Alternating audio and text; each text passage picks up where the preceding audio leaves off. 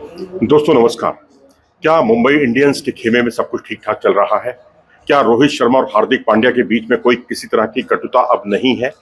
क्या इंस्टाग्राम पर जो पोस्ट जारी किया गया है उसके बाद सब कुछ ठीक हो गया है?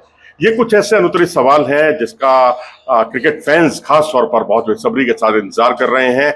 लेकिन मुंबई इंडियंस की जो फ्रेंचाइजी ओनर्स हैं उनकी नींद हराम जरूर है, क्योंकि सोशल मीडिया से लेकर तमाम मीडिया से जुड़ा हुआ एक बहुत बड़ा तबका जो है इनकी कंट्रोवर्सी को बहुत ज्यादा तेजी से उभार रहा है। चाहे प्रेस कॉन्फ्रेंस हो, रोहित शर्मा के बारे में बहुत सारे सवाल पूछे गए थे वहां, और वो एक पहला बड़ा पड़ाव था जहां पर ये कटुता दिखाई दी।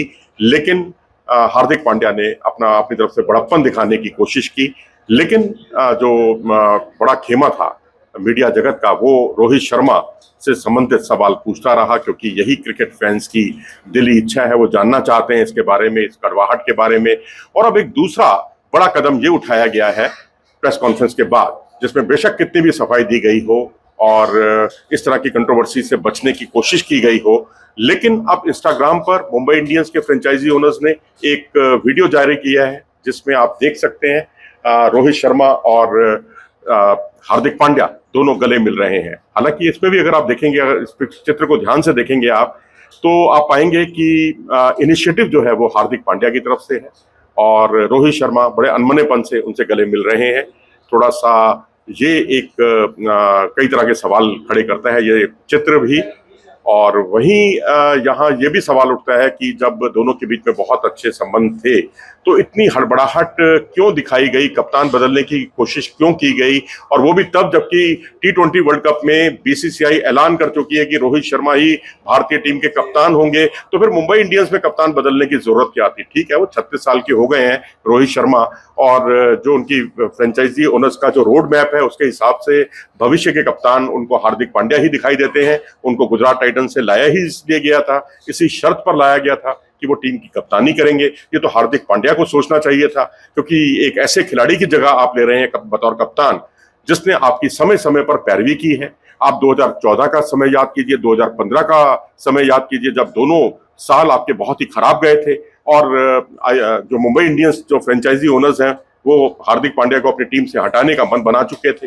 वो रोहित शर्मा ही थे जिनकी पहल पर इन दोनों के बीच में जो है उन्होंने कोशिश की और उनको वापस टीम में रखने का फैसला किया गया, क्योंकि रोहित शर्मा की पहल थी। रोहित शर्मा ने उनको कन्विंस किया था कि नहीं, वो बहुत बड़े खिलाड़ी बन सकते हैं आने वाले समय के, भारतीय टीम में भी जरूर खेलेंगे, और उनकी बात को मान लिया गया। रोहित शर्मा की बात एकदम सच साबित हुई। रोहित ने पीछे, आपको याद होगा, रविचंद्रन अश्विन को जो है उनकी मां बीमार थी, टेस्ट मैच के बीच में ही अपने जाने की उन्होंने छूट दे दी।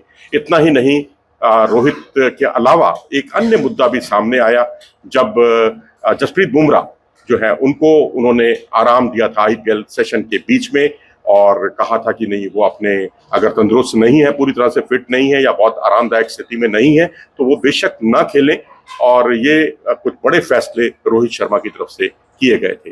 क्या इतने बड़े फैसले हार्दिक पांड्या अब ले पाएंगे बतौर कप्तान? क्या वो जसप्रीत बुमराह के T20 वर्ल्ड कप को ध्यान में रखते हुए उनको रेस्ट देने का बड़ा फैसला कर पाएंगे? क्योंकि वो हारना जानते ही नहीं है, जीतना जानते हैं, और ये उनकी एक प्लस पॉइंट है उनके बारे में, जो जिससे खासकर जो मुंबई इंडियंस फ्रेंचाइजी ओनर्स हैं बहुत ज्यादा प्रभावित है इस बात से कि वो सिर्फ जीतने के लिए खेलते हैं। कई बार आपने गुजरात टाइटंस की तरफ से उनको सीनियर खिलाड़ियों को हड़काते हुए, डांटते हुए भी देखा होगा।